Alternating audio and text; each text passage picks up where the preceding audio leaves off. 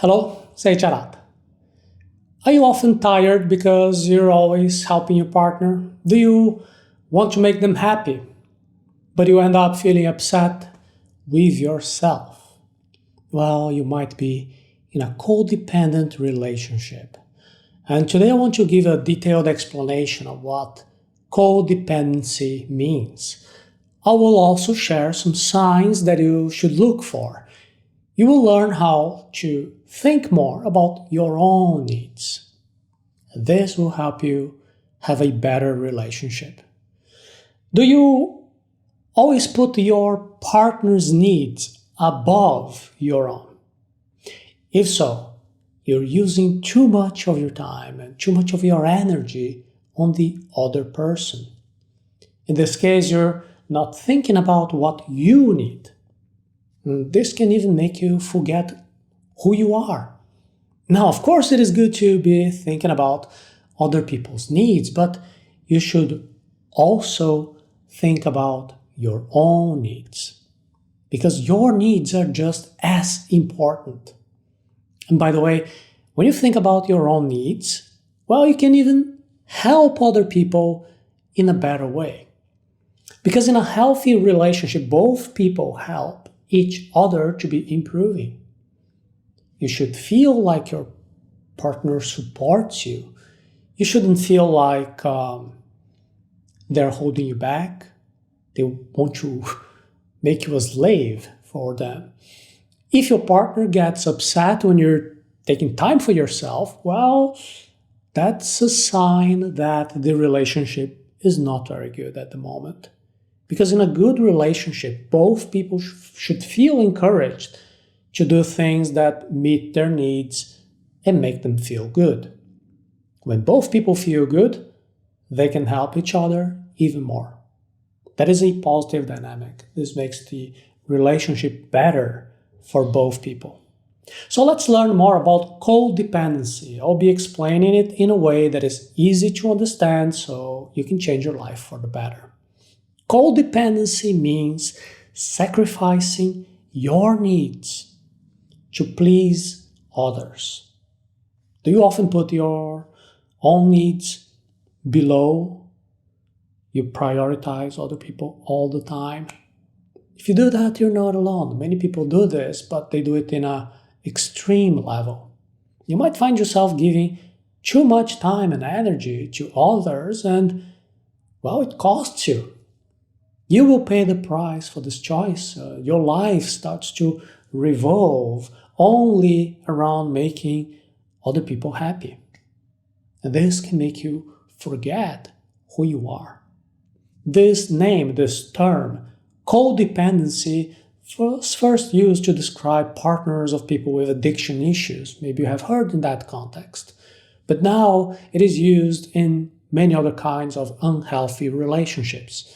In a codependent relationship, you might focus too much on meeting someone else's needs. You might even find that you can't stop thinking about their lives. This creates a relationship that is not balanced. You give too much, and the other person takes too much. What is not good for either of you? Because then you become what is known as an enabler. You enable bad behavior to keep happening. And most of the time, you don't mean to do this. You think you're helping by avoiding fights, not saying what you really think, but being an enabler is not good for anyone. It doesn't fix the real problem. It just lets bad things keep happening. For example, if someone you care about drinks too much, and you keep making excuses for them, well, what will happen? The problem will keep going. Isn't that obvious? That is why you are the enabler. However, there is another thing that is not so obvious. It is that over time, you will start to feel angry and used. So why do you let this happen? Well, it might be because you don't set clear limits. Without boundaries, you might give up your own life to make your partner happy, or it could be also because of cognitive distortions that is a very important topic in our series, Hello, Seiiti Arata. For example, you might think that this is the only way to keep the relationship going. Sometimes it is because you're scared of being alone. Or maybe you just don't know how to say no. You might hold back your own needs and your wants. You do this to keep peace. You don't want to upset your partner, but this can make you feel pretty bad inside, It also stops the other person from growing, from facing their own problems. So remember that the healthy love starts with taking care of yourself first. There is a difference between being codependent, which is unhealthy, and being interdependent, which would be healthy. Because in a codependent relationship, there are usually two roles. You take one role, which is called the enabler or the codependent, and the other person is the dependent, sometimes called the abuser. And then you form this unhealthy connection with the other person. You give this relationship too much value. You think that you need this relationship to feel good about yourself. Because now, you see, this is your identity. That's your purpose, to be playing that game. Because of this, you might forget your own needs. You only think about the needs of the other person. Now, there is one detail. Please be careful whenever we say the word dependent or abuser. Abuser, wow. Your partner might not be trying to actually harm you. Sometimes it is you who start helping too much on your own initiative because you believe that you're doing the right thing. But this can make the relationship unbalanced. Both of you might not know that this is a problem. However, over time, you can feel tired. So it is not always your partner's fault. The worst trap is the trap that you created for yourself. Well, you see, some dependence is normal in relationships, but in the codependency, your life excessively revolves around the other. You might abandon your own needs, your interests, to the point where you feel like you have no identity outside of this relationship. You might think that you are worthy only as long as you're sacrificing yourself for your partner. And then it's like, oh, what an angel, what a saint. You're so nice. You're so altruistic. If you're the type of person who loves hearing this type of compliment, this praise, this is for you. Keep paying attention. Because you need to change this behavior before it harms you. This is very different from a healthy, interdependent relationship. Interdependence has equal roles, has mutual support. In a balanced relationship, both people have their own lives, their own interests, they talk openly about their own needs, they respect each other's limits. Is this clear now? In a healthy interdependence, partners both have equal status. This means both are respected, both are valued, both have a say in decisions. It doesn't mean that you both do the exact same things. Maybe you're good at cooking, your partner might be good at cleaning, but both of you are adding value to the relationship, each of you in your own way. Now, in a codependent relationship, you're excessively focused on your partner. You might ignore your own needs to the point where you start to feel kind of lost. Like you have no purpose, no reason to exist outside of this relationship. Because in a balanced relationship, both people, they can perfectly stand on their own. However, they choose to be together. Not because just it's nice, they enjoy being with each other, but because they want to share their lives. Well, this is pretty profound when you think about it. Now, as a person who enables, you might find it hard to know what is it that you want in this relationship because you've been training yourself over the years to put other people's needs first. You might even start to feel kind of bad if you're thinking about your own needs. It feels kind of selfish, right? You might think that you are only valuable as a human if you keep on giving and giving and giving. While this self-sacrifice might feel right, well, can make you frustrated over time. You might feel like you're not getting the recognition that you deserve. You might feel like you're being taken advantage of or that your partner is not meeting your needs. This can eventually lead to an explosion of anger and frustration. Do you see yourself here? Let me know in the comments. Is this making sense? There are many signs of codependency. For example, not having the skills to be assertive, to know how to say no. By the way, you can go to arata.se/how to say no. But there are also other signs. Not taking care of yourself. You might be trying to be always controlling your partner. You might feel like you have no value outside of this relationship. This makes you put up with the bad treatment and ignore your own health. Now, you have to start caring for yourself before caring for others. What does it mean to put your needs first? It means making a plan each day to do things just for you. This is a part of self-care.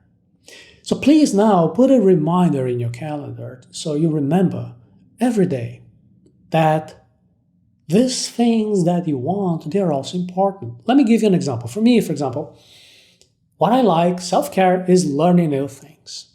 Every day, as part of my morning routine, I have 30 minutes that I use just to research how to do things better, more efficiently, how to use technology, how to use psychology theories and apply them to my personal life. That's my daily self-care. And then once per week, I have a different self-care routine, which is going to the farmer's market. I enjoy talking to the local producers.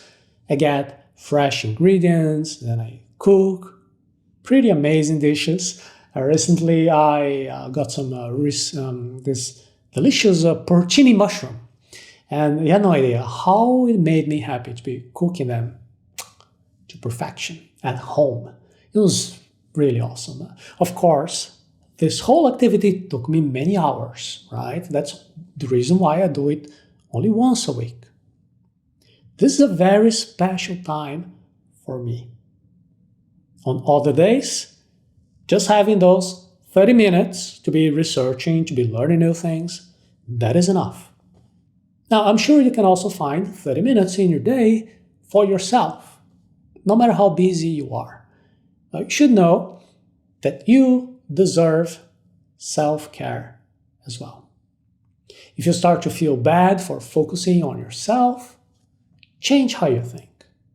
Instead of thinking that you're selfish, remember, self-love is needed for a healthy life. And your self-care routine is a must-do. It's not a maybe. It's a must. If someone asks you to give up on this self-care time, say no. Do it in a way that it is polite but firm. Exactly how we teach in the How to Say No. You can see it in arata.se/how to say no. Make it clear that you need to help yourself before you can help other people properly. I don't know if you've heard of this idea of the 12 promises of the Codependence Anonymous. They can help you to live a better life. These promises talk about feeling like you belong, how to get over fear.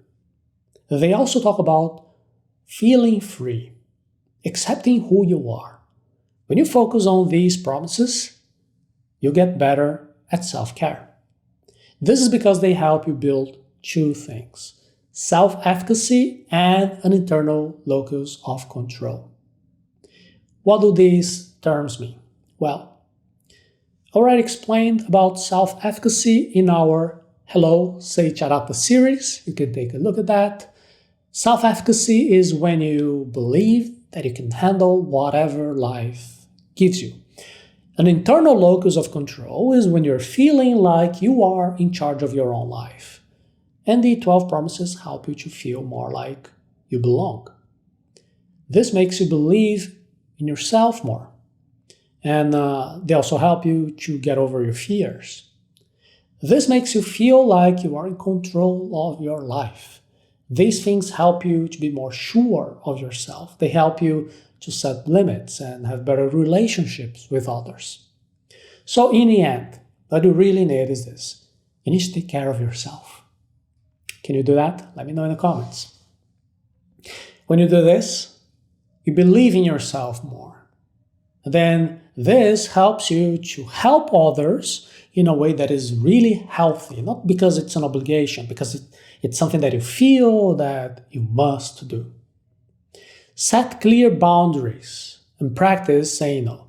To set limits, first reflect on your own needs and what is crossing your boundaries.